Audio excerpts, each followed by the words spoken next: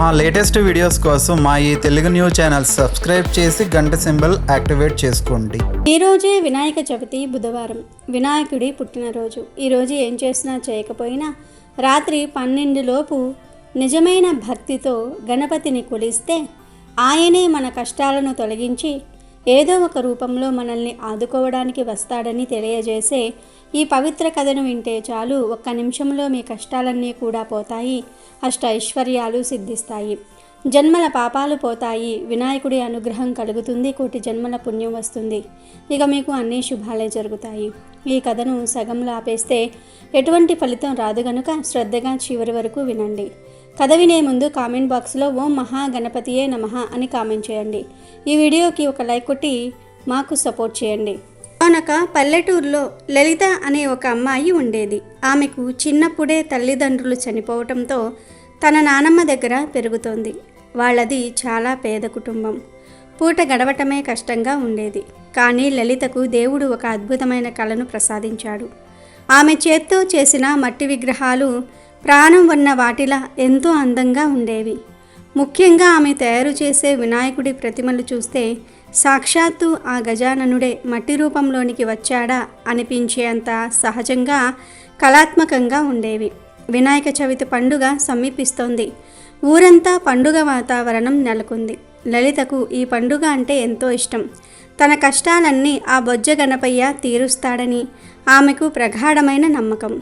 ప్రతి సంవత్సరంలాగే ఈసారి కూడా పండుగకు కొన్ని రోజుల ముందు నుండి మట్టి విగ్రహాలు చేయటం మొదలుపెట్టింది లలిత. ఆమె నానమ్మ, లలిత ఈసారి కొంచెం ఎక్కువ విగ్రహాలు చేయమ్మా, వాటిని అమ్మి వచ్చిన డబ్బులతో పండుగకు కొత్త బట్టలు కొనుక్కుందాం, కనీసం ఈ పండుగ రోజైనా కడుపు నిండా పిండి వంటలు చేసుకుని తిందాం అని ఆశగా చెప్పింది. నానమ్మ మాటలతో లలితలో మరింత ఉత్సాహం పెరిగింది. రాత్రింబవళ్ళు కష్టపడి ఎంతో భక్తి శ్రద్ధలతో రకరకాల వినాయకుడి విగ్రహాలను తయారు చేసింది. చిన్న చిన్న విగ్రహాల నుండి పెద్ద పెద్ద విగ్రహాల వరకు ఆమె చేతిలో రూపుదిద్దుకున్నాయి. వాటిని చూసిన ఊరి వాళ్ళు ఆమెను ఎంతగానో మెచ్చుకున్నారు. అదే ఊరిలో శేషగిరి అనే ఒక వ్యాపారి ఉండేవాడు. అతను చాలా దురాశాపరుడు, క్రూరుడు.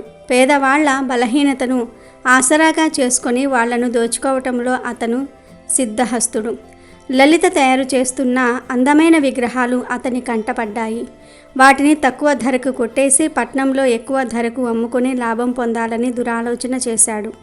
ఒకరోజు శేషగిరి లలిత గుడిసెకు వచ్చాడు. ఆమె చేసిన విగ్రహాలను చూసి పైకి మెచ్చుకున్నట్లుగా నటిస్తూ, లలిత విగ్రహాలు చాలా బాగున్నాయి, నీ చేతిలో ఏదో మాయ ఉంది, ఈ విగ్రహాలన్నీ నేనే కొంటాను, పట్నంలో మంచి రేటుకు అమ్మి పెడతాను అన్నాడు. అతను మాటలు నమ్మిన లలిత, నానమ్మ చాలా సంతోషించారు. అలాగేనండి అయ్యగారు, మీ దయ వల్ల మాకు ఈ పండుగ బాగా జరుగుతుంది అన్నారు. అయితే ఒక షరతు, ఈ విగ్రహాలన్నీ నాకే అమ్మాలి, వేరే ఎవరికీ అమ్మకూడదు. పండుగ రోజు ఉదయం వచ్చి నీ విగ్రహాలన్నీ తీసుకొని నీకు రావాల్సిన డబ్బులు ఇస్తాను అని చెప్పి అక్కడి నుండి వెళ్ళిపోయాడు. లలిత, తన నానమ్మ అతని మాటలను గుడ్డిగా నమ్మారు. శేషగిరి అడిగినట్లుగానే ఇంకా కొన్ని విగ్రహాలను తయారు చేసింది లలిత. పండుగ కోసం అందరూ విగ్రహాలు కొనడానికి వస్తూ ఉంటే క్షమించండి, ఇవన్నీ శేషగిరి గారు కొనేశారు అని చెప్పి పంపించేసింది.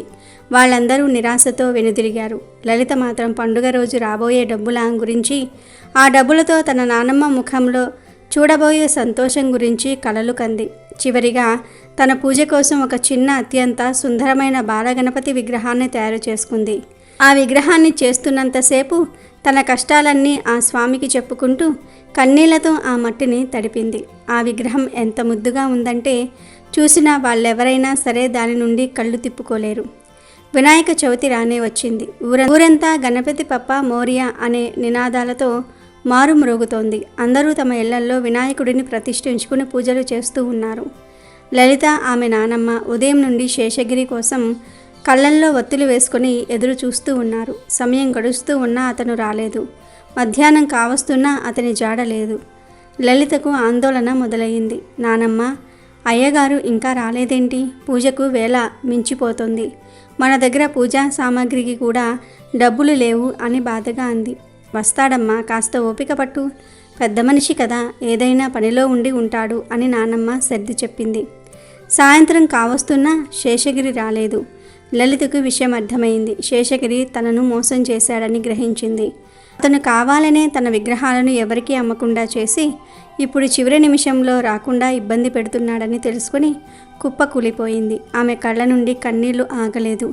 చేసిన విగ్రహాలన్నీ అమ్ముడు పోక అలానే మిగిలిపోయాయి. పండుగ రోజు కూడా ఇంట్లో పస్తులు ఉండాల్సిన పరిస్థితి వచ్చింది. ఆమె నానమ్మ కూడా కన్నీళ్లు పెట్టుకొని, చూశావా లలిత, మనలాంటి పేదవాళ్లకు పండుగలు కూడా కష్టాలనే తెచ్చిపెడతాయి. ఆ దేవుడికి కూడా మన మీద దయలేదు అని నిట్టూర్చింది. నానమ్మ మాటలు విన్న లలితకు ఒక్కసారిగా రోషం వచ్చింది. ఆమె కన్నీళ్లు తుడుచుకొని, లేదు నానమ్మ, అలా అనకు. ఆ విఘ్నేశ్వరుడు మనల్ని ఎప్పటికీ విడువడు. బహుశా మన భక్తిని పరీక్షిస్తున్నాడేమో. డబ్బు లేకపోతేనే మన ఇంట్లో స్వామి ఉన్నాడు కదా, మన దగ్గర ఉన్న దాంతోనే భక్తిగా పూజ చేసుకుందాం. మన నమ్మకం నిజమైతే ఆయనే మనల్ని ఈ కష్టం నుండి గట్టెక్కిస్తాడు అని ధైర్యంగా చెప్పింది. ఆమె మాటలకు నానమ్మ ఆశ్చర్యపోయింది. లలిత వెంటనే తాను పూజ కోసం చేసుకున్న ఆ చిన్న బాలగణపతి విగ్రహాన్ని ఒక పీఠం మీద పెట్టింది. చుట్టుప్రక్కల దొరికిన గరిక పువ్వులతో అలంకరించింది. ఇంట్లో ఉన్న కొద్దిపాటి బెల్లాన్ని నైవేద్యంగా పెట్టి కళ్ళు మూసుకొని ప్రార్థించటం మొదలుపెట్టింది. ఆమె ఏమీ కోరుకోలేదు. స్వామి, నా కష్టాలు నీకు తెలుసు.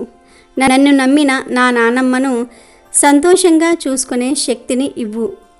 మమ్మల్ని ఈ గండ నుండి గట్టెక్కించు తండ్రి అని మనస్ఫూర్తిగా వేడుకుంది. ఆమె అలా ప్రార్థిస్తూ ఉండగా ఒక పెద్ద కారు వచ్చి వారి గుడిసె ముందు ఆగింది. దాని నుండి ఒక పెద్ద వయసులో ఉన్న దంపతులు దిగారు. వాళ్ళు పట్నం నుండి తమ బంధువుల ఊరికి వెళ్తూ దారి తప్పి అటువైపు వచ్చారు. వాళ్ళు నీళ్ల కోసం వెతుకుతూ లలిత గుడిసె దగ్గరకు వచ్చారు. గుడిసె బయట ఉన్న అందమైన వినాయక విగ్రహాలను చూసి వాళ్ళు ఆశ్చర్యపోయారు. ముఖ్యంగా లోపల పూజలో ఉన్న ఆ చిన్న బాలగణపతి విగ్రహం వాళ్లను కట్టిపడేసింది. దానిలోని జీవకళ, లలిత ముఖంలోని భక్తి వాళ్లను కదిలించాయి. అమ్మా, ఈ విగ్రహాలు ఎవరు చేశారు? ఎంత అద్భుతంగా ఉన్నాయి అని ఆవిడ ఆశ్చర్యంగా అడిగింది. లలిత కళ్ళు తెరిచి చూసింది. వాళ్ళెవరో తెలియక తడబడుతూ నేనేనండి అని చెప్పింది. వాళ్ళు లోపలికి వచ్చి ఆమె పరిస్థితిని గమనించారు. పండుగ రోజు కూడా పేదరికంలో మగ్గిపోతున్న ఆ కళాకారిణిని చూసి జాలిపడ్డారు. అమ్మా, ఈ విగ్రహాలు అమ్మవా అని అడిగాడు ఆ పెద్దాయన. అప్పుడు లలిత తనకు జరిగిన మోసం గురించి, శేషగిరి చేసిన దగా గురించి కన్నీళ్లతో వివరించింది. అదంతా విన్న ఆ దంపతుల మనసు కరిగిపోయింది. ఆ పెద్దాయన ఒక పెద్ద పారిశ్రామికవేత్త. ఆయనకు కళలంటే ఎంతో ఇష్టం. అప్పుడు ఆయన, బాధపడకు తల్లి, నిన్ను మోసం చేసిన వాడి సంగతి నేను చూసుకుంటాను. నీలోని ప్రతిభను చూస్తూ ఉంటే ముచ్చడేస్తోంది. నీ విగ్రహాలన్నీ నేను కొంటాను. నువ్వు అడిగిన దానికంటే 10 ఎక్కువ ఇస్తాను అని చెప్పి తన జేబులో నుంచి ఒక కట్ట నోట్లను తీసి లలిత చేతిలో పెట్టాడు. ఆ డబ్బును చూసి లలిత, ఆమె నానమ్మ ఆనందంతో మాటలు రాక నిలబడిపోయారు. అది నిజమో కలో వాళ్లకు అర్థం కాలేదు. స్వామి వినాయక, నువ్వే ఈ రూపంలో వచ్చి మమ్మల్ని కాపాడావా తండ్రి అని లలిత ఆ గణపతి విగ్రహం ముందు సాష్టాంగ నమస్కారం చేసింది. ఆ పెద్దాయన వెంటనే తన సహాయకులకు ఫోన్ చేసి ఆ విగ్రహాలన్నిటినీ జాగ్రత్తగా పట్నం తీసుకురమ్మని చెప్పాడు. అంతేకాదు, శేషగిరి గురించి ఊరి పెద్దలకు ఫిర్యాదు చేయటంతో వాళ్ళు అతని మోసాన్ని తెలుసుకుని అతనికి తగిన బుద్ధి చెప్పారు. ఆ రోజు రాత్రి లలిత ఇల్లు దీపాలతో, పిండి వంటలతో కలకలలాడింది. లలిత, ఆమె నానమ్మ ఎంతో ఆనందంగా వినాయకుడికి పూజ చేసుకొని తమ కష్టాలు తీరినందుకు ఆ స్వామివారికి కృతజ్ఞతలు చెప్పుకున్నారు. ఆ పారిశ్రామికవేత్త లలితకు పట్నంలో ఒక చిన్న దుకాణం పెట్టించి ఆమె కళకు గుర్తింపు వచ్చేలాగా చేశాడు. కొద్ది కాలంలోనే లలిత తయారు చేసే విగ్రహాలకు ఎంతో పేరు వచ్చింది. ఆమె పేదరికం పూర్తిగా తొలగిపోయి తన నానమ్మను ఎంతో సంతోషంగా చూసుకుంది. కానీ లలిత ఎంత ఎత్తుకు ఎదిగినా తనను కష్టాల నుండి గట్టెక్కించిన ఆ వినాయకుడిని, ఆ వినాయక చవితి రోజును ఎప్పటికీ మర్చిపోలేదు. ప్రతి సంవత్సరం వినాయక చవితి పండుగ రోజున లాభం ఆశించకుండా పేదల కోసం వందలాది విగ్రహాలను ఉచితంగా పంచిపెట్టేది. ఎందుకంటే నిజమైన భక్తితో ఆయన్ను కొలిస్తే ఆ గజాననుడు మన కష్టాలను తొలగించి ఏదో ఒక రూపంలో మనల్ని ఆదుకోవడానికి వస్తాడనే సత్యం ఆమెకు అనుభవపూర్వకంగా తెలిసింది. అలాగే ఈరోజు వినాయక చవితి వ్రతకథను వింటే చాలు మీకు ఉండే ఆటంకాలు, కష్టాలు అన్నీ పోతాయి, నరక బాధలు తప్పుతాయి, అష్టైశ్వర్యాలు సిద్ధిస్తాయి. పూర్వం గజరూపం గల గజాసురుడు అనే ఒక రాక్షసుడు పరమశివుని గురించి ఘోర తపస్సు చేశాడు. దీంతో ప్రత్యక్షమైన పరమేశ్వరుడు ఏం వరం కావాలో కోరుకోమన్నాడు. దీంతో ఆ రాక్షసుడు, స్వామి నీవు ఎల్లప్పుడూ నా ఉదరంలోనే నివసించాలి అని కోరుకున్నాడు. మాట తప్పని మహాశివుడు రాక్షసుడి కోరిక మేరకు గజాసురుడి కడుపులోనికి ప్రవేశించాడు. ఈ విషయం తెలుసుకున్న పార్వతీదేవి ఎంతో బాధతో శ్రీ మహావిష్ణువును ప్రార్థించింది. గజాసురుని బారి నుంచి శివుణ్ణి కాపాడమని కోరుకుంటుంది. దీంతో శ్రీహరి గంగిరెద్దు మేళం నాటకం ఆడతాడు. నందీశ్వరుని గంగిరెద్దుగా, బ్రహ్మాది దేవతలను వాయిద్యకారులుగా మార్చి గజాసురుని పురానికి వెళ్ళి నందిని ఆడిస్తాడు. ఆ మేళానికి తన్మయుడైన గజాసురుడు మీకేం వరం కావాలో కోరుకోండి అంటూ వరమిస్తాడు. ఇదే సరైన సమయమని భావించిన విష్ణుమూర్తి, ఈ నందీశ్వరుడు శివుణ్ణి వెతుక్కుంటూ వచ్చింది కాబట్టి నీ దగ్గర ఉన్న శివుణ్ణి ఇచ్చేయి అని అడుగుతాడు. వెంటనే ఆ కోరిక కోరింది వేరెవ్వరో కాదు, సాక్షాత్తు శ్రీ మహావిష్ణువే అని గ్రహించాడు రాక్షసుడు. తనకిక మరణం తథ్యం అని గ్రహించి శివునితో నా శిరస్సును లోకమంతా కూడా ఆరాధించేటట్లుగా అనుగ్రహించి నా చర్మమును నీ వస్త్రముగా ధరించమని వేడుకుంటాడు. అనంతరం విష్ణుమూర్తి సైగ చేయటంతో నంది తన కొమ్ములతో గజాసురుణ్ణి చీల్చి చంపుతుంది. అప్పుడు బయటకు వచ్చిన శివుడికి శ్రీహరి దుష్టులకు ఎప్పుడూ అలాంటి వరాలివ్వొద్దంటూ నచ్చ చెప్తాడు. ఇంకో పక్కన కైలాసంలో పార్వతీదేవి శివుని రాక కొరకు ఎదురు చూస్తూ నలుగు పెట్టుకుంటుంది. ఆ సమయంలో కింద రాలిన నలుగు పిండితో ఒక బాలుని రూపాన్ని తయారు చేసి ఆ రూపానికి ప్రాణం పోస్తుంది. అనంతరం ద్వారం వద్దే కాపలాగా ఉంచి ఎవరినీ రానివ్వొద్దంటూ చెప్తుంది. అదే సమయంలో అటుగా వచ్చిన శివుడినే అడ్డుకుంటాడు ఆ బాలుడు. దీంతో కోపోద్రిక్తుడైన మహాశివుడు బాలుడిని శిరచ్ఛేదం గావించి లోపలికి వెళ్తాడు. విషయం తెలుసుకున్న పార్వతి శివుడిపై ఆగ్రహం వ్యక్తం చేస్తుంది. దీంతో గజాసురుని శిరస్సును అతికించి తిరిగి ఆ బాలుడిని బ్రతికించాడు శివుడు. గజాముఖాన్ని పొందాడు కాబట్టి అతను గజాననుడిగా పేరు పొందాడు. అతడి శక్తి సామర్థ్యాలను పరిశీలించి భాద్రపద శుద్ధ చవితి నాడు గణాధిపత్యం కట్టపెట్టాడు. ఆ రోజున తనకు భక్తితో సమర్పించిన ఉండ్రాళ్ళు, కుడుములు, పిండి వంటలు, పండ్లను సుష్టిగా తిన్న వినాయకుడు నడవడానికి ఇబ్బంది పడుతూ కైలాసం చేరుకున్నాడు. తల్లిదండ్రులకు నమస్కారం చేయబోతూ పొట్ట వల్ల ఇబ్బంది పడతాడు. శివుని శిరస్సుపై ఉన్న చంద్రుడు గణనాథుని అవస్థలు చూసి పక్కున నవ్వాడు. రాజదృష్టి సోకితే రాళ్ళు కూడా నుజ్జవుతాయని విఘ్ననాథుని ఉదరం పగిలి అందులోని ఉండ్రాళ్ళు, కుడుములు బయటకు వచ్చి అచేతునడయ్యాడు. దీంతో ఆగ్రహించిన పార్వతీదేవి, పాపాత్ముడా, నీ దృష్టి సోకి నా కుమారుడు అచేతనంగా పడి ఉన్నాడు కాబట్టి నిన్ను చూసిన వారు పాపాత్ములై నీలాప నిందనలు పొందుదురుగాక అని శపించింది. పార్వతీదేవి చంద్రుని శపించిన సమయంలో సప్త ఋషులు భార్యలతో కలిసి యజ్ఞం చేస్తూ అగ్నిదేవునికి ప్రదక్షిణ చేస్తూ ఉన్నారు. అగ్నిదేవుడికి ఋషిపత్నుల మీద మోహం కలిగింది. కోరిక తీరక శపిస్తారేమో అనే భయంతో అగ్ని క్షీణింపసాగాడు. భర్త కోరిక తెలుసుకున్న స్వాహాదేవి ఋషుల భార్యల రూపంలో అగ్నిదేవుణ్ణి చేరింది. అగ్నిదేవునితో ఉన్నది తమ భార్యలేనని భ్రాంతి చెందిన ఋషులు వారిని విడిచిపెట్టారు. శాపగ్రస్తుడైన చంద్రుణ్ణి చూడటం వలనే ఋషుల భార్యలు నీలాప నిందనలకు గురి అయ్యారని దేవతలు గ్రహించారు. వీరందరూ బ్రహ్మదేవునితో కలిసి కైలాసానికి వెళ్ళారు. మరణించిన విఘ్నేశ్వరుని బ్రహ్మదేవుడు తిరిగి బ్రతికించాడు. తర్వాత పార్వతీదేవితో, అమ్మా, నీవు చంద్రుడికి ఇచ్చిన శాపం వలన ఆపద కలిగింది కావున శాపాన్ని ఉపసంహరించుకో అని కోరాడు. అప్పుడు పార్వతీదేవి, ఏ రోజున చంద్రుడు విఘ్నేశ్వరుని చూసి నవ్వాడో ఆ రోజు చంద్రుణ్ణి చూడకూడదు అని శాపాన్ని సవరించింది. ఆ రోజు నుంచి అందరూ భాద్రపద శుద్ధ చవితి నాడు చంద్రుణ్ణి చూడకుండా జాగ్రత్తగా ఉండి సుఖంగా ఉన్నారు. ఇలా కొంతకాలం గడిచింది.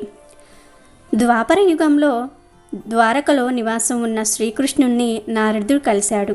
కాసేపు కృష్ణుడితో మాట్లాడాక, స్వామి, ఈరోజు వినాయక చవితి.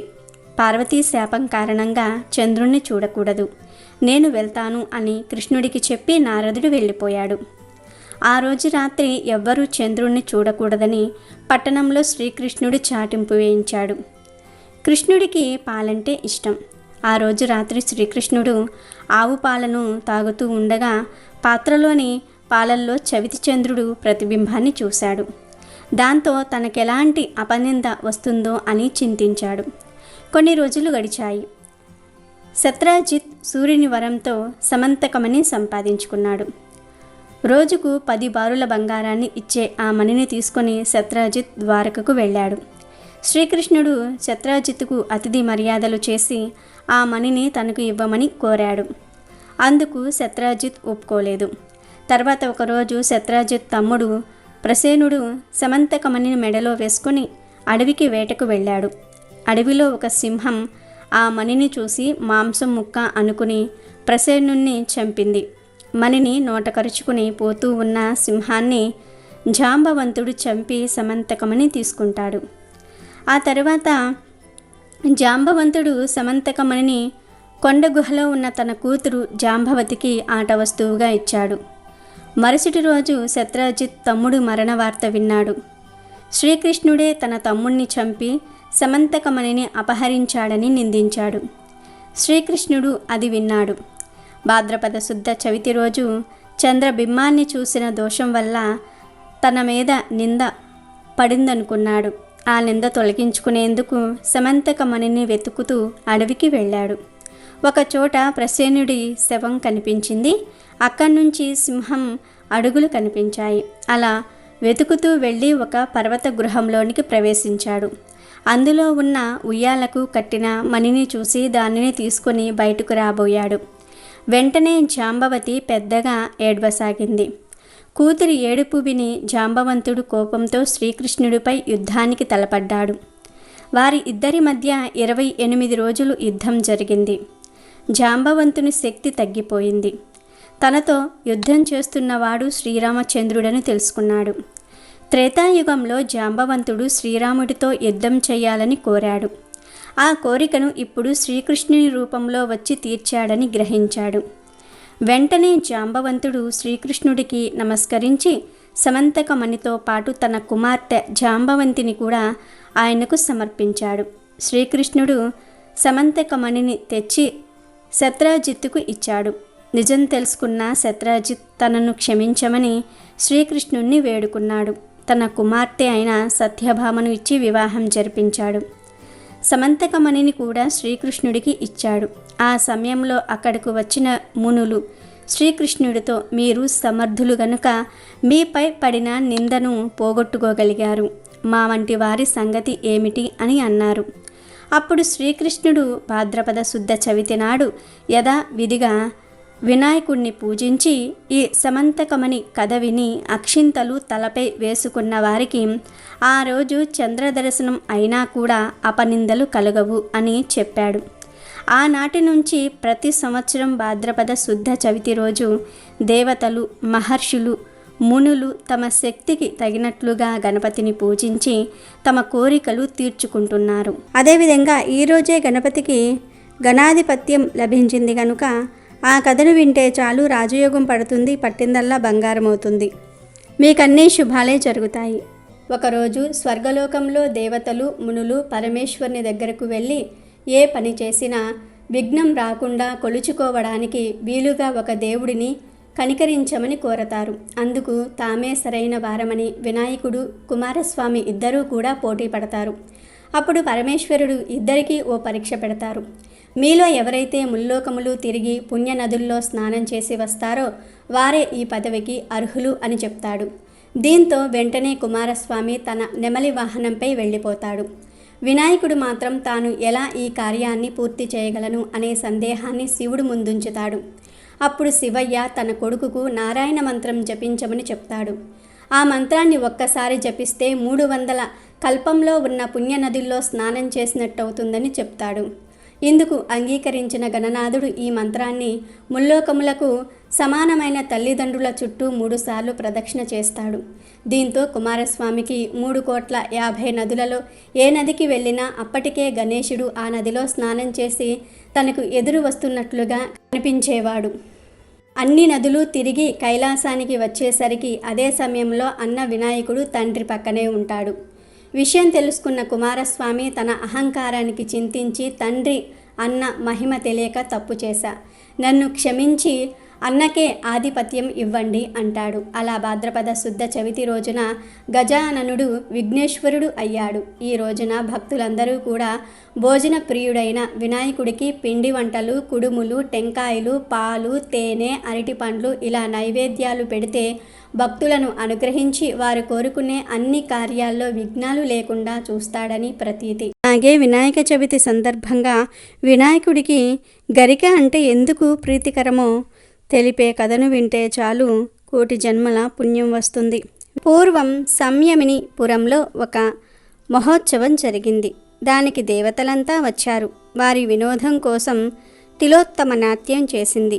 ఆమె అందచందాలు చూసి యముడు ఆమెను మోహించాడు. అంతా చూస్తూ ఉండగానే ఆమెను వాటేసుకున్నాడు.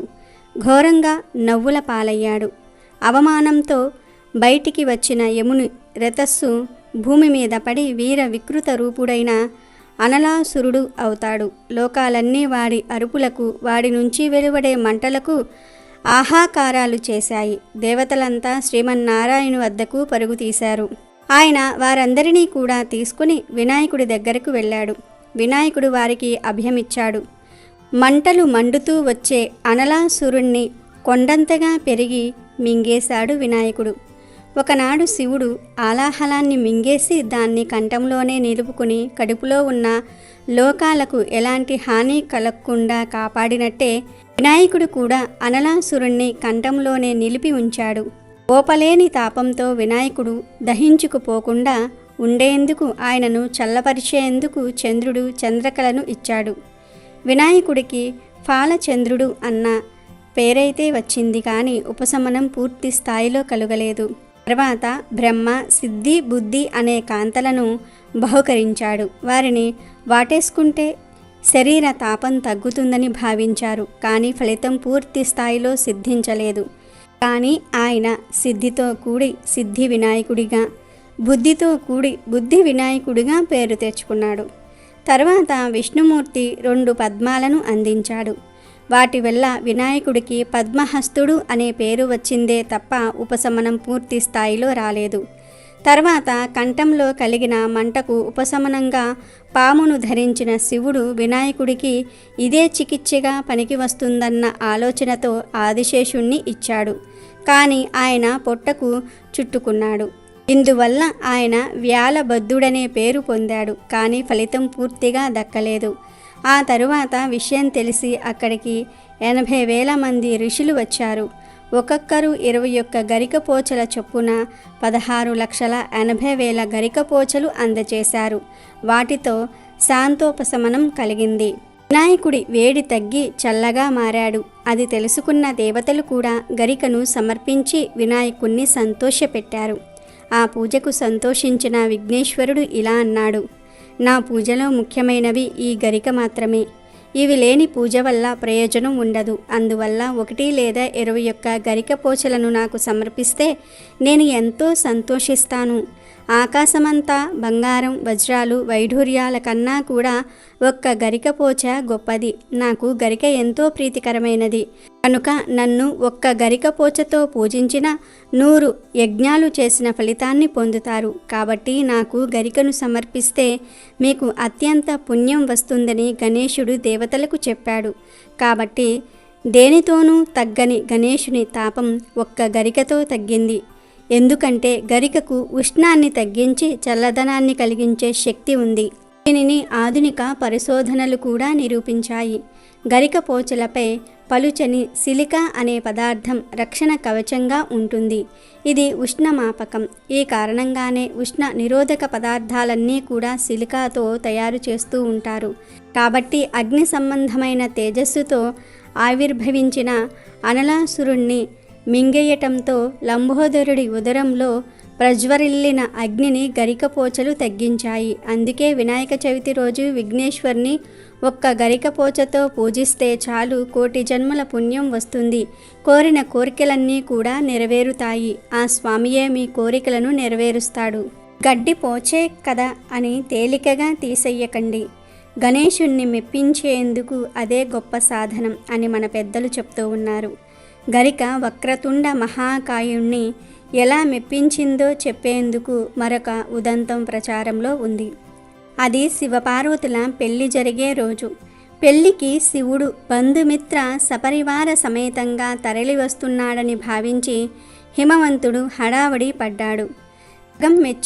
జనం మెచ్చిన తన అల్లుడు అలా ఇలా వస్తాడా అని అందరి ముందు గొప్పలు చెప్పుకున్నాడు. మంది మార్బలంతో వచ్చే శివుడికి స్వాగత సత్కారాల కోసం ఘనంగా ఏర్పాట్లు చేశాడు. తీరా చూస్తే శివుడు గట్టిగా 10 మంది కూడా వెంట లేకుండా చాలా మామూలుగా వచ్చాడు. 10 మంది ప్రమదులు, ఒక పిల్లవాడు, ఒక ముసలి ఎద్దు, ఇలా బేలగా వచ్చిన శివుణ్ణి చూసి హిమవంతుడు నిరాశపడ్డాడు. ఇలాంటి వాడిన పర్వతరాజు కూతురు పార్వతి పెళ్లి చేసుకుంటోంది అని జనం ఎక్కడ నవ్వుతారో అని తెగ బాధపడిపోయాడు. కడుపులో బాధ ఆపుకోలేక బయటికే అనేశాడు. పెళ్లి కొడుకు హంగు ఆర్భాటం ఇంతేనా, ఎంతమంది వచ్చి పడతారో అని భూమ్యాకాశాలు బద్దలయ్యేలాగా ఏర్పాట్లు చేశాను అని శివుడితో అన్నాడు. హిమవంతుని మనసులో బాధ అర్థం చేసుకున్న శివుడు, మంది సంగతి ఏముందిలే కానీ ఈ పిల్లవాడికి కాస్త తిండి పెట్టించండి.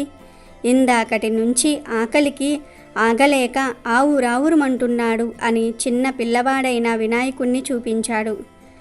ఈ పిచ్చికంత పిల్లవాడికి ఎంత తిండి కావాలి గనుక ఆ అబ్బాయికి అన్నం పెట్టించండి అని పనివాళ్లకు పురమాయించాడు హిమవంతుడు. కానీ పెళ్లివారి కోసమని వండిన అన్నమంతా తినేశాడు వినాయకుడు. అయినా ఆయన ఆకలి తీరలేదు. ఇస్తరి ముందర నుంచి లేచి వండని కూరలు, బియ్యాలు, పప్పులు, ఉప్పులు అన్నీ ఆరగించేశాడు. అయినా ఆకలి తీరలేదు. దాంతో వినాయకుడు పందిట్లోకి వచ్చి పందిరి పైకప్పుగా మరిచిన తాటాకులు, పందిరికి కట్టిన మామిడి తోరణాలు, ఇలా కంటికి కనిపించిన ప్రతిదీ తినేశాడు. అయినా ఆకలి తీరిక ఆకలి ఆకలి అంటూ నానాగోలా చేశాడు. దీంతో హిమవంతుడు బెదిరిపోయాడు. బాబో, ఈ పిల్లవాడిని ఎలా తట్టుకోవాలి అని కంగారు పడిపోయాడు. అప్పుడు శివుడు కలుగజేసుకుని, ఇంత చిన్న పిల్లవాడికే అన్నం పెట్టలేకపోయావు, ఇంకో 10 మందిని తీసుకువస్తే ఏం చేసేవాడివి అని ప్రశ్నించాడు.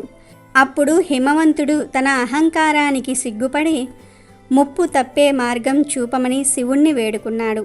ఈ పిల్లవాడికి గరికపోచ పెట్టండి అంటాడు శివుడు. అన్నీ తిన్నా ఆవురావురన్న వాడికి గడ్డిపోచ ఒక లెక్క అని హిమవంతుడు అనుమానించాడు. అయినా ప్రయత్నిద్దామని శివుడు చెప్పినట్లే చేశాడు. నిజంగానే వినాయకుడు గరికపోచ పెట్టగానే టక్కున ఆకలిగోల ఆపేశాడు. అప్పటి నుంచి ప్రతి ఒక్కరూ వినాయకుడికి 1 గరికను గాని 21 గరికి పోచలను గాని ఇచ్చి ప్రసన్నం చేసుకోవటం ప్రారంభించారు. అంత అడవి అల్లరి చేసిన బాలగణపతి మంత్రం వేసినట్లుగా గరికపోచకు ఎలా ఆగిపోయాడు అంటే, వెనకడికి సత్యభామ శ్రీకృష్ణుని తూకం వేసేందుకు బారువుల కొద్దీ బంగారాన్ని, ధనాన్ని, అనే తరాన్ని త్రాసుల్లో వేసి విఫలమవుతూ ఉంటే రుక్ని తులసీదళం ఒక్కటి వేసి తులతూచలేదా?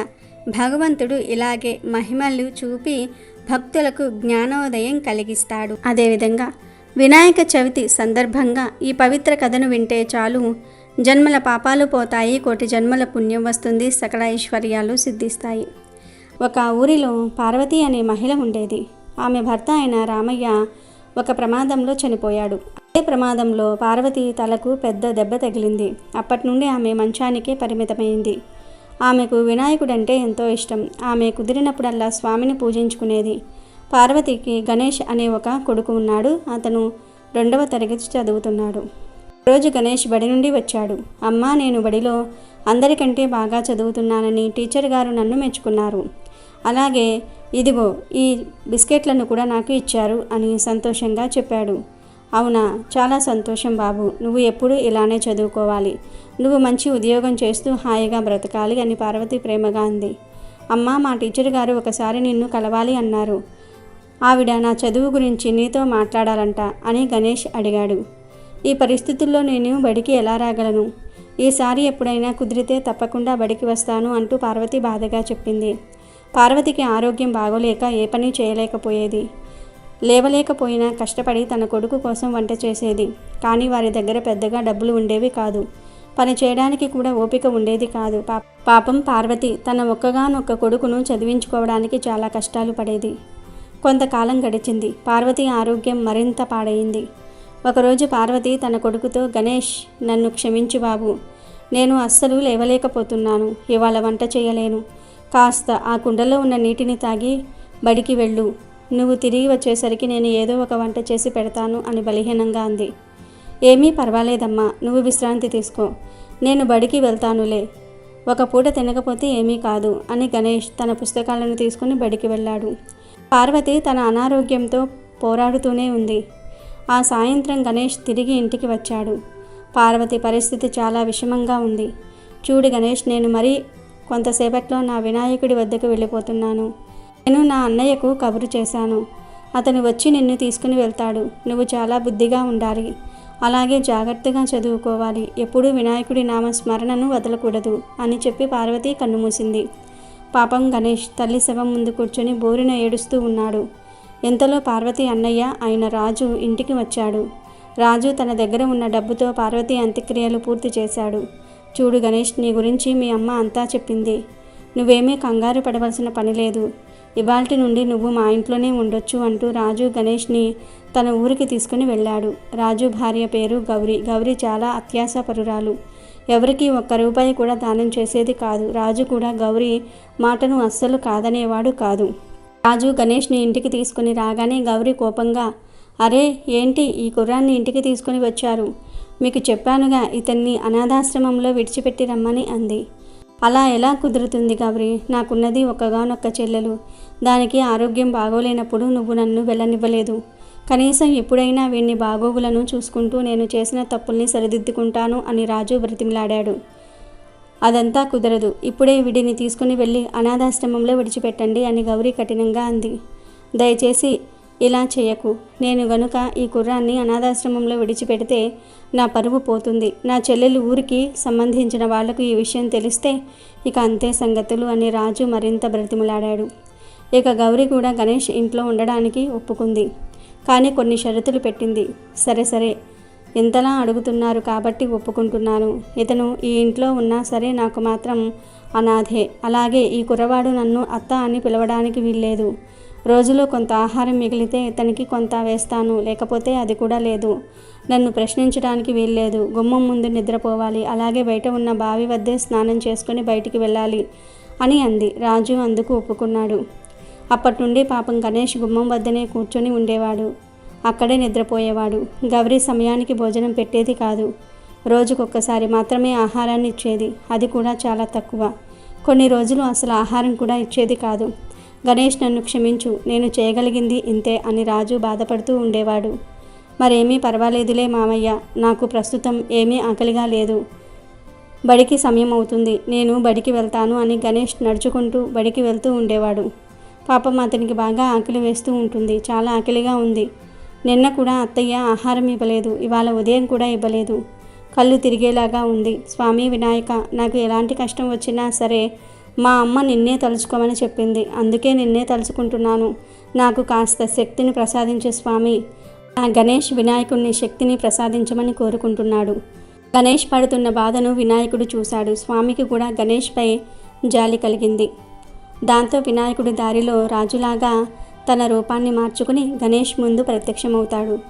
ఎదుగో గణేష్, నువ్వు ఆకలితో వెళ్ళిపోతున్నావని మీ అత్తయ్య మీకోసం ఈ రొట్టెలు లడ్డూలు తయారు చేసిందిరా, నీకు తినిపిస్తాను అని రాజు రూపంలో ఉన్న వినాయకుడు అన్నాడు. ఏమిటి, అత్తయ్య నా కోసం రొట్టెలు లడ్డూలు తయారు చేసి పంపించిందా? ఆశ్చర్యంగా ఉందే అని గణేష్ ఆశ్చర్యపోయాడు. మీ అత్తయ్యకు నీపై ప్రేమ ఉంది, కాకపోతే ప్రేమ చూపించడానికి కాస్త మొహమాట పడుతుంది అంటూ రాజు రూపంలో ఉన్న వినాయకుడు గణేశుడికి రొట్టెలను లడ్డూలను తినిపిస్తాడు. అలాగే మధ్యాహ్నం తినడానికి మరికొన్ని రొట్టెలు లడ్డూలను ఇస్తాడు. అలాగే గణేష్ వాటిని తీసుకుని బడికి వెళ్ళాడు. ఆ రోజంతా ఎంతో హాయిగా బడిలో పాఠాలను వింటాడు. ఇంటికి తిరిగి వెళ్ళిపోతాడు. మరుసటి రోజు గణేష్ బడికి తయారవుతాడు. ఇవాళ కూడా నీకు పెట్టడానికి ఆహారం ఏమీ లేదు, వెళ్ళు, బడిలో ఎవరైనా ఏదైనా ఇస్తే తిను అని గౌరీ గణేష్తో చెప్తుంది. అప్పుడు గణేష్ మనసులో ఇలా అనుకుంటాడు, అత్తయ్య ఇలానే అంటుంది కానీ మామయ్య చేత ఆహారాన్ని పంపిస్తుంది అంటూ గణేష్ బడికి నడుచుకుంటూ వెళుతూ ఉంటాడు. ఆ రోజు కూడా వినాయకుడు ఆహారంతో రాజు రూపంలో గణేష్ ముందు ప్రత్యక్షమవుతాడు. నాకు తెలుసు మామయ్య, ఈరోజు కూడా నువ్వు ఇలా ఆహారం తీసుకొస్తావని అని గణేష్ సంతోషంగా అంటాడు. అలా రాజు రూపంలో ఉన్న వినాయకుడు గణేశుడికి రోజు ఆహారం తినిపిస్తాడు. మరికొంత ఆహారాన్ని మధ్యాహ్నం తినడానికి ఇస్తాడు. ఇలా కొన్ని నెలల పాటు జరుగుతూ ఉంటుంది. ప్రతిరోజు వినాయకుడు రాజు రూపంలో గణేశుడికి ఆహారాన్ని తినిపిస్తూ ఉంటాడు. ఒకరోజు గణేష్ స్నేహితుడైన రాజేష్ గణేష్ ఇంటికి వస్తాడు. అప్పుడు గణేష్ తన అత్తయ్యతో, అత్తయ్య, ఇతను నా స్నేహితుడు, ఇతనికి నువ్వు చేసే వంటలు అంటే ఎంతో ఇష్టం అని అంటాడు. నేను చేసే వంటలా? అయినా ఇతను నా వంటల్ని ఎప్పుడు తిన్నాడు? నిజం చెప్పాలంటే నువ్వే నా వంటల్ని సరిగ్గా తిన్నదే లేదు అని గౌరీ కోపంగా అంది. లేదు ఆంటీ గారు, మీరు తయారు చేసే వంటలు ఎంతో రుచిగా ఉంటాయి. అంత రుచికరమైన వంటల్ని నేను ఎప్పుడూ తినలేదు. అందుకే ఒక్కసారి మిమ్మల్ని చూద్దామని ఇలా వచ్చాను. ప్రతిరోజు మీరు గణేశుడికి ఎక్కువ ఆహారాన్ని ఇచ్చి పంపిస్తారు. నేను కూడా అతని వద్ద ఆహారం తీసుకొని తినేవాడిని అని రాజేష్ అమాయకంగా చెప్పాడు. ఏమిటి గణేష్, ప్రతిరోజు బడికి ఆహారం తీసుకువస్తాడా?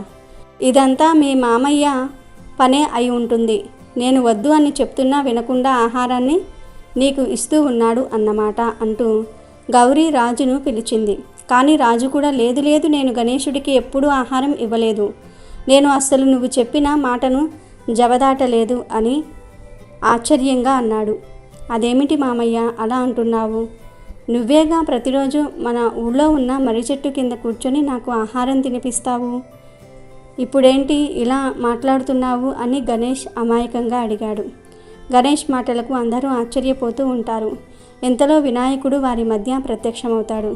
గణేష్, ప్రతిరోజు నీకు ఆహారం తినిపించేది మీ మామయ్య కాదు, మీ మామయ్య రూపంలో ఉన్న నేనే నీ ఆకలి తీరుస్తున్నాను అని వినాయకుడు చెప్పడంతో గణేష్, రాజు, గౌరీ అందరూ ఆశ్చర్యపోతారు. తర్వాత వినాయకుడు గౌరీ వైపు చూసి కోపంగా, పిల్లలు దేవుళ్లతో సమానం అంటారు. అలాంటి వారి ఆకలి తీర్చడం పోయి ఇంత హింసకు గురి చేస్తావా? నీ ప్రవర్తనలో గనుక మార్పు రాకపోతే నిన్ను శిక్షించాల్సి ఉంటుంది అన్నాడు. గౌరికి తన తప్పు అర్థమైంది. ఆమె కళ్ళల్లో నీళ్లు తిరిగాయి. గౌరీ స్వామివారి కాళ్లపై పడి క్షమాపణలు కోరుకుంటుంది. స్వామి, నన్ను క్షమించండి. నా అత్యాశ, నా స్వార్థం నన్ను ఇలా చేశాయి. ఈ రోజు నుండి నేను మారిపోతాను. గణేశుణ్ణి నా సొంత బిడ్డలాగా చూసుకుంటాను అని గౌరీ మనస్ఫూర్తిగా పశ్చాత్తాపడుతుంది. వినాయకుడు అందరినీ క్షమించి అలాగే అందరినీ ఆశీర్వదిస్తాడు. ఇక అక్కడి నుండి మాయమైపోతాడు. ఆ రోజు నుండి గౌరీ పూర్తిగా మారిపోయింది. గణేశుణ్ణి తన సొంత కొడుకులాగా చూసుకుంటుంది. అతనికి సమయానికి ఆహారం పెట్టి బడికి పంపించింది. రాజు కూడా గణేష్ పట్ల మరింత ప్రేమగా ఉన్నాడు. గణేష్ కష్టపడి చదువుకొని పెద్ద ఉద్యోగం సంపాదించాడు. వినాయకుడి దయ వల్ల గౌరీ మనసు మారటం వల్ల ఆ కుటుంబంలో సుఖ సంతోషాలు వెల్లివిరిశాయి. అనాథగా మిగిలిన గణేశుడికి దేవుడే అండగా నిలబడి ఆకలి తీర్చి మంచి జీవితాన్ని ప్రసాదించాడు. భక్తి, మంచి మనసు ఉంటే దేవుడు ఏదో ఒక రూపంలో వచ్చి ఆదుకుంటాడని, అలాగే చిన్నపిల్లల్ని ఎప్పుడూ కష్టపెట్టకూడదని ఈ కథ తెలియజేస్తుంది. అలాగే ఈరోజు ఎలుక చేసిన వినాయక చవితి వ్రతకథను వింటే చాలు విఘ్నేశ్వరుడి అనుగ్రహం లభిస్తుంది. ఎంత పెద్ద కష్టాలైనా పోతాయి. కనగనగా ఒక పెద్ద గ్రామం. ఆ గ్రామంలోని ఒక పెంకుటింటి పెరట్లో పెద్ద మర్రి చెట్టు తొర్రలో చిట్టి అనే ఓ చిన్న ఎలుక తన కుటుంబంతో నివసించేది. చిట్టి చాలా తెలివైనది, కానీ కాస్త పిరికిది. దాని ప్రపంచమంతా ఆ మర్రి చెట్టు, పెరట్లోని పూల మొక్కలు, ధాన్యం నిల్వ చేసే గొట్టం వరకే పరిమితం. ఆ ఇంట్లో ఉండే మనుషులంటే దానికి భయం, గౌరవం రెండూ ఉండేవి. వాళ్ళు దానికి హాని చేయరని తెలుసు. కానీ ఎలుక సహజ లక్షణమైన భయంతో ఎప్పుడూ దూరంగానే ఉండేది. అయితే చిట్టికి వినాయక చవితి పండుగంటే మాత్రం చెప్పలేనంత ఇష్టం. ఆ రోజు రాబోతుందంటే చాలు దాని బుల్లి గుండె ఆనందంతో ఉరకలేసేది. ఇంట్లోని యజమాని తన భార్య, పిల్లలు కలిసి ఎంతో భక్తి శ్రద్ధలతో వినాయకుడి పండుగను జరుపుకోవటం చూసి చిట్టి ఎంతో మురిసిపోయేది. ఆ పండుగకు కొన్ని రోజుల ముందు నుంచే ఇంట్లో హడావడి మొదలయ్యేది. మట్టి వినాయకుడిని తీసుకురావటము, పూజా సామాగ్రిని సిద్ధం చేసుకోవటం, ఇల్లంతా మామిడి తోరణాలతో అలంకరించుకోవటము, పిండి వంటల సువాసనలు ఇవన్నీ చిట్టికి కనుల పండుగ చేసేవి. ముఖ్యంగా గణపతికి అత్యంత ప్రీతిపాత్రమైన ఉండ్రాళ్ళు, కుడుములు చేస్తూ ఉంటే వచ్చే సువాసనకు దాని నోట్లో నీళ్లు ఊరేవి. అన్నిటికంటే చిట్టిని ఎక్కువగా ఆకర్షించిన విషయం ఏమిటి అంటే వినాయకుడి వాహనం కూడా తన జాతికి చెందిన ఒక మూషికమే అవటం. ఆ వినాయకుడి ప్రతిమ దగ్గర తనలాంటి ఓ ఎలుక వినయంగా నిల్చుని ఉండటం చూసి చిట్టి గర్వంతో ఉప్పొంగిపోయేది. ఆహా, ముల్లోకాలను ఏలే ఆ గణనాథుడి సేవ చేసే భాగ్యం మా జాతికే దక్కింది, మేమెంత అదృష్టవంతులం అని అనుకునేది. ప్రతి సంవత్సరం మనుషులు చేసే పూజను తన త్వరలో నుంచి దొంగచాటుగా చూస్తూ ఆనందించేది. వాళ్ళు చదివే మంత్రాలు, చెప్పే కథలు, పాడే పాటలు విని తన్మయత్నానికి లోనయ్యేది. పూజ పూర్తయ్యాక నైవేద్యంగా పెట్టిన ప్రసాదంలో నుంచి ఏదైనా చిన్న పలుకు కింద పడితే చాలు దాన్ని మహాప్రసాదంగా భావించి తీసుకెళ్ళి తన వాళ్లతో పంచుకునేది. అయితే ఈ ఏడాది చిట్టి మనసులో ఓ కొత్త బలమైన కోరిక పుట్టింది. ఎప్పుడూ మనుషులు చేసే పూజను చూడటమేనా, వాళ్ళ ప్రసాదం కోసం ఎదురు చూడటమేనా? గణపతికి వాహనమైన నేను నా స్వామి కోసం స్వయంగా పూజ చేయలేనా? ఈ ఆలోచన వచ్చిన క్షణమే దాని ఒళ్ళు జలతరించింది. భయంతో పాటు ఓ అనిర్వచనీయమైన ధైర్యం దాని బుల్లి దేహంలోనికి ప్రవేశించింది. ఏది ఏమైనా సరే, ఈసారి వినాయక చవితికి నేను కూడా నా స్వామికి పూజ చేసి తీరాలి, నా భక్తిని నిరూపించుకోవాలి అని గట్టిగా సంకల్పించుకుంది. ఈ విషయం తన తోటి ఎలుకలతో చెప్తే అవన్నీ పగలబడి నవ్వాయి. ఓసి పిచ్చిదానా, మనమెక్కడ పూజలెక్కడ, మనుషుల్లా మనం మంత్రాలు చదవగలమా? 21 రకాల పత్రులు తేగలమా? కొండంత విగ్రహాన్ని తెచ్చి పెట్టగలమా?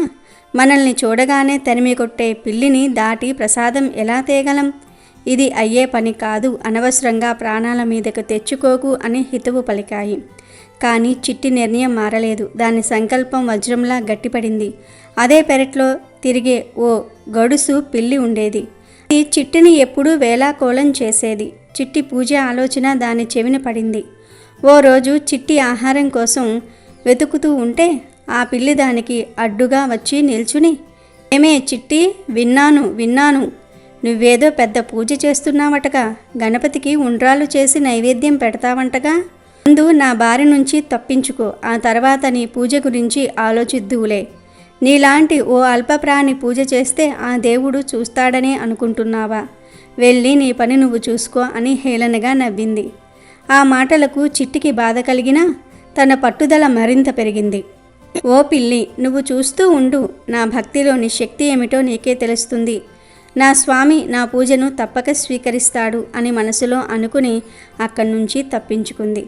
వినాయక చవితి పండుగ రానే వచ్చింది. ఆ రోజు ఉదయాన్నే చిట్టి దగ్గరలో ఉన్న నీటి గుంటలో మునిగి తనను తాను శుభ్రం చేసుకుంది. ఇప్పుడు పూజకు కావలసిన సామాగ్రిని సేకరించటం అసలైన సవాలు. మనుషుల్లా పెద్ద పెద్ద వస్తువులు తేవటం దానికి సాధ్యం కాదు. తన శక్తికి తగినట్లుగా, తన భక్తికి తగ్గట్లుగా వస్తువులను సమకూర్చుకోవాలి. మొదటగా విగ్రహం కావాలి. ఎక్కడ దొరుకుతుంది? పెరడంతా వెతకగా తులసి కోట దగ్గర వర్షానికి తడిసి నునుపు తేలిన ఓ చిన్న గులకరాయి కనిపించింది. ఆశ్చర్యంగా ఆ రాయి అచ్చం తొండం ఉన్న వినాయకుడి ఆకారంలో ఉంది. దాన్ని చూడగానే చిట్టి ఆనందానికి అవధుల్లేవు.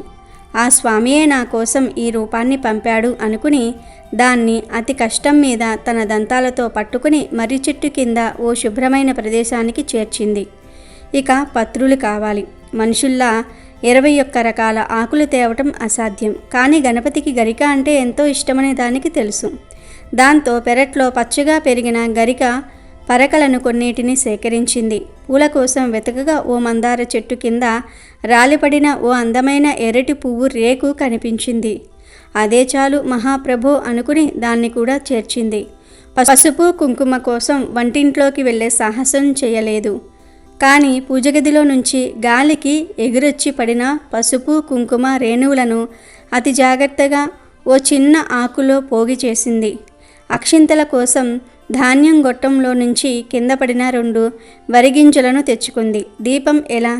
ఓ పురుగుల పెట్టిలో నుంచి ఎవరో పడేసిన అగ్గిపుల్లల్లోని ముందు భాగాన్ని తీసుకువచ్చి దాన్ని వెలిగించే ఉపాయం కోసం ఆలోచించసాగింది.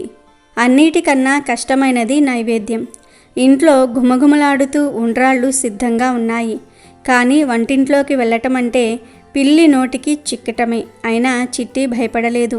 నా స్వామి కోసం ఈ ప్రమాదానికి నేను సిద్ధం అనుకుని గోడ పక్క నుంచి మెల్లగా వంటింట్లోకి ప్రవేశించింది. అక్కడ ఓ పళ్ళెంలో కొండల్లాంటి ఉండ్రాళ్ళు ఉన్నాయి. వాటిని చూసి నోరూరినా తన లక్ష్యాన్ని మరవలేదు. సరిగ్గా అదే సమయానికి పిల్లి అటుగా వచ్చింది. చిట్టిని చూసి దాని కళ్ళు మెరిశాయి. దొరికావా దొంగ ఎలుక, నీ పూజ సంగతి ఇప్పుడే తెలుస్తాను అంటూ దాని మీదకు లంఘించింది. చిట్టి చాకచక్యంగా తప్పించుకుని పాత్రల కింద సామాను సందుల్లో దాక్కుంటూ పిల్లిని ముప్పతిప్పలు పెట్టింది. ఈ గందరగోళంలో యజమానురాలు పళ్ళెం తీస్తూ ఉండగా దాని అంచుకు ఉన్న ఓ చిన్న ఉండ్రాళ్ల ముక్క జారి కింద పడింది. చిట్టికి కావాల్సింది అదే.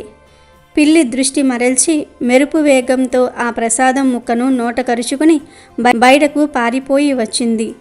ఆ చిన్న ముక్క దానికి ఓ పెద్ద కొండలా అనిపించింది. దాన్ని అతి కష్టం మీద తన పూజా స్థలానికి చేర్చింది. ఇప్పుడు అన్నీ సిద్ధంగా ఉన్నాయి. ఒక చిట్టి మర్రి చెట్టు కింద ఓ శుభ్రమైన ఆకుపై తన బుల్లి వినాయకుడిని ప్రతిష్ఠించింది. గరికతో పువ్వు రేకుతో అలంకరించింది. పసుపు కుంకుమలతో బొట్లు పెట్టింది. వరిగింజలతో అక్షింతలు చేసింది. తనకు తెలిసిన భాషలో మనుషులు చేసే మంత్రాలను అనుకరిస్తూ కీం కీం కీం గణపతియే నమః కీం కీం అంటూ తన చిన్ని గొంతుతో ప్రార్థించింది. తన కష్టాన్ని, తన భక్తిని, పిల్లితో చేసిన పోరాటాన్ని అంతా స్వామికి నివేదించుకుంది. కళ్ళు మూసుకుని ధ్యానిస్తూ ఉండగా ఒక్కసారిగా వాతావరణం మారిపోయింది. ఆకాశం నల్లటి మబ్బులతో కమ్ముకుపోయింది. ఉరుములు మెరుపులతో భీకరమైన వర్షం మొదలైంది. చిట్టి పూజ చేస్తున్న ప్రదేశంపై నీటి ధారలు పడటం మొదలైంది. అయ్యో, నా పూజకు ఆటంకం కలిగిందా? నా స్వామికి నా సేవ నచ్చలేదా అని చిట్టి కంగారు పడింది. తన పూజా సామాగ్రి, ముఖ్యంగా అతి కష్టం మీద తెచ్చుకున్న నైవేద్యం నీటిలో కొట్టుకుపోతుందేమోనని భయపడింది. మరో ఆలోచన లేకుండా ఆ బుల్లి విగ్రహానికి, ప్రసాదానికి అడ్డంగా తన శరీరాన్ని పెట్టి వాటిపై వర్షం పడకుండా కాపాడడానికి ప్రయత్నించింది. వానదెబ్బకు దాని శరీరం తట్టుకోలేకపోయినా చలికి వణికిపోతున్నా అది తన పట్టు వీడలేదు. ఈ దృశ్యాన్నంతా దగ్గరలోని ఓ పొడి ప్రదేశంలో కూర్చుని గమనిస్తుంది పిల్లి. మొదట దానికి నవ్వొచ్చింది. చూడు దీని పిచ్చి, ఈ వానలో తడిసి చావడానికే దీనికి పూజ కావాల్సి వచ్చింది అని అనుకుంది. కానీ సమయం గడిచే కొద్దీ చిట్టిలోని ఆ మొండి ధైర్యం, ఆ అచంచలమైన భక్తిని చూసి పిల్లి మనసులో ఏదో తెలియని మార్పు మొదలైంది. ఒక చిన్న ఎలుక తన ప్రాణాలను పణంగా పెట్టి తను నమ్మిన దేవుడి కోసం ఇంతలా తప్పించిపోవటం దాన్ని కదిలించింది. దానిలోని క్రూరత్వం స్థానంలో జాలి, హేళన స్థానంలో గౌరవం మొలకెత్తాయి. ఇంతలో ఓ పెద్ద అరటి ఆకు గాలికి కొట్టుకొచ్చి పిల్లి దగ్గర పడింది.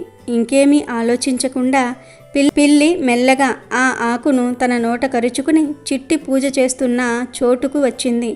భయంతో వణికిపోతున్న చిట్టి పిల్లిని చూసి ఇక నా పని అయిపోయింది, నన్ను తినడానికే వచ్చింది అనుకుని కళ్ళు మూసుకుంది. కానీ ఆశ్చర్యం, పిల్లి దాన్ని ఏమీ చేయలేదు.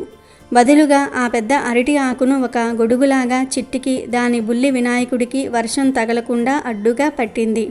ఆ దృశ్యం చూసి అక్కడే ఉన్న చీమలు, పురుగులు, పక్షులు అన్నీ ఆశ్చర్యపోయాయి. జన్మ వైరులైన పిల్లి, ఎలుక ఒకరికొకరు సహాయం చేసుకోవటం ప్రకృతికే వింతగా అనిపించింది. పిల్లి సహాయంతో చిట్టి తన పూజను కొనసాగించింది. కాసేపటికి వర్షం తగ్గింది. ఆకాశం నిర్మలంగా మారి ఆ సూర్యభగవానుడు తన లేత కిరణాలను ఆ ప్రదేశంపై ప్రసరింపచేశాడు. ఆ కిరణాలు పడగానే చిట్టి పూజిస్తున్న ఆ చిన్న గులకరాయి విగ్రహం నుండి ఓ అద్భుతమైన కాంతి పుంజం వెలువడటం మొదలైంది. ఆ కాంతి క్రమక్రమంగా తీవ్రమై వేల సూర్యుల్లా ప్రకాశిస్తూ ఆ ప్రదేశమంతా నింపేసింది. వాతావరణం అద్భుతమైన కర్పూర సువాసనతో, తెలియని ఓ దివ్య పరిమళంతో నిండిపోయింది. ఆ ప్రకాశానికి చిట్టి మరియు పిల్లి కళ్ళు మూసుకున్నాయి. ఆ కాంతిపుంజం మధ్యలో నుండి ఒక దివ్యమైన ఆకారం మెల్లగా రూపుదిద్దుకుంది. ఏనుగు తల, విశాలమైన చెవులు, దయతో నిండిన కళ్ళు, బాణపొట్ట, 4 చేతులలో పాశము, అంకుశం, ఒక చేతిలో మధురమైన లడ్డు, మరో చెయ్యి అభయహస్తంతో దీవిస్తున్నట్లుగా సాక్షాత్తు ఆ లంబోదరుడే మహాగణపతి అయి అక్కడ ప్రత్యక్షమయ్యాడు. ఆయన దేహకాంతికి ఆ పెరడంతా స్వర్గలోకంలా మారిపోయింది. ఆయన చిరునవ్వుకు అక్కడి పూలన్నీ ఒక్కసారిగా వికసించాయి. ఈ అద్భుత దృశ్యాన్ని కళ్ళు తెరిచి చూసిన చిట్టికి నోటమాట రాలేదు.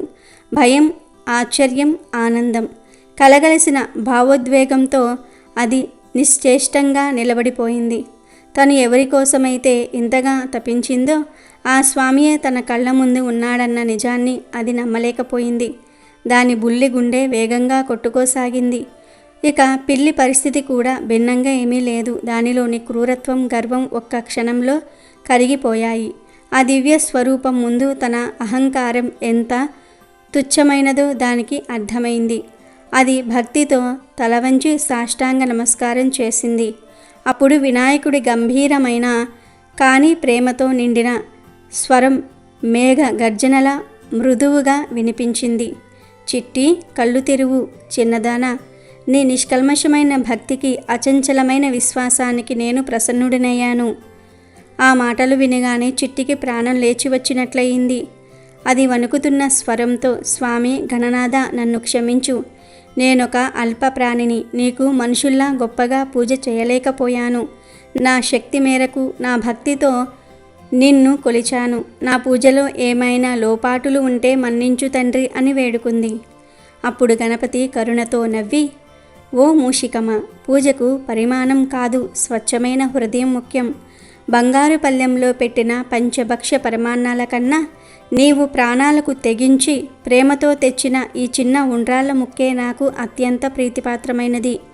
ఎందుకంటే ఇందులో నీ త్యాగం, నీ భక్తి, నీ నిర్మలమైన ప్రేమ ఉన్నాయి అని పలికి తన తొండంతో ఆ చిన్న ప్రసాదం ముక్కను సున్నితంగా అందుకుని స్వీకరించాడు.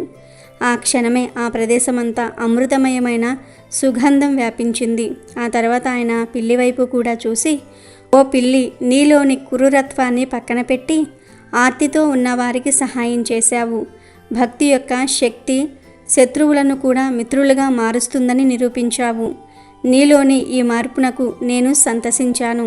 ఈ రోజు నుండి నీలోని హింస ప్రవృత్తి తొలగిపోయి కరుణ, స్నేహభావం వెల్లువిరుస్తాయి అని దీవించాడు. చివరిగా చిట్టి వైపు తిరిగి, చిట్టి, నీ భక్తి ఈ లోకానికి ఒక ఆదర్శం. భగవంతుడిని చేరడానికి ధనం, హోదా, రూపం అవసరం లేదని, కేవలం ఆర్తితో కూడిన పిలుపు చాలని నీవు నిరూపించావు. నా వాహనమైన మూషిక జాతి గౌరవాన్ని నిలబెట్టావు. నీ కోరిక నెరవేరుతుంది. నీ పూజను నేను సంపూర్ణంగా స్వీకరించాను. నీవు, నీ మిత్రురాలు పిల్లి కలకాలం స్నేహంగా, సంతోషంగా వర్ధిల్లుతారు అని ఆశీర్వదించి మెల్లగా ఆ దివ్య కాంతిలో అంతర్ధానమయ్యాడు. వినాయకుడు వెళ్ళిపోయిన తర్వాత కూడా ఆ ప్రదేశమంతా చాలాసేపటి వరకు దివ్య పరిమళంతో నిండి ఉంది. చిట్టి పూజించిన ఆ గులకరాయి ఇప్పుడు ఒక ప్రత్యేకమైన తేజస్సుతో మెరిసిపోతోంది. చిట్టి, పిల్లి ఒకరినొకరు చూసుకున్నాయి. వారి కళ్ళల్లో ఇప్పుడు శత్రుత్వం లేదు. దైవంతో బలపడిన స్వచ్ఛమైన స్నేహం మాత్రమే ఉంది. ఆ రోజు నుండి ఆ పెరట్లో ఒక కొత్త అధ్యయనం మొదలైంది. చిట్టి, పిల్లి ప్రాణ స్నేహితులయ్యాయి. ఒక చిన్న ఎలుక చేసిన వినాయక చవితి పూజకు, దాని స్వచ్ఛమైన భక్తికి సాక్షాత్తు ఆ గణనాథుడే దిగివచ్చాడన్న కథ ఆ గ్రామంలోని జీవరాశులన్నిటికీ ఆదర్శంగా నిలిచిపోయింది. కనుక ఈరోజు రాత్రి 12 లోపు ఈ కథలు వింటే చాలు. ఒక్క నిమిషంలో మీ కష్టాలన్నీ కూడా పోతాయి, అష్టైశ్వర్యాలు సిద్ధిస్తాయి, జన్మల పాపాలు పోతాయి, వినాయకుడి అనుగ్రహం కలుగుతుంది, కోటి జన్మల పుణ్యం వస్తుంది. ఇక మీకు అన్ని శుభాలే జరుగుతాయి. వీడియో నచ్చితే లైక్ చేయండి, షేర్ చేయండి, బట్ సబ్స్క్రైబ్ చేసుకోవడం మర్చిపోవద్దు.